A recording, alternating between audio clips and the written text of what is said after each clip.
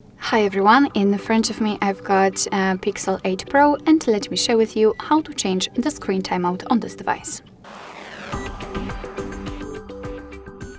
So as you probably saw, my device blacked out a little bit too fast for my liking, so let's change it.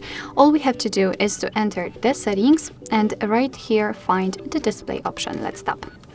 Now we have to find the screen timeout. Let's tap on it, and as you can see here, we've got some options from which we can choose.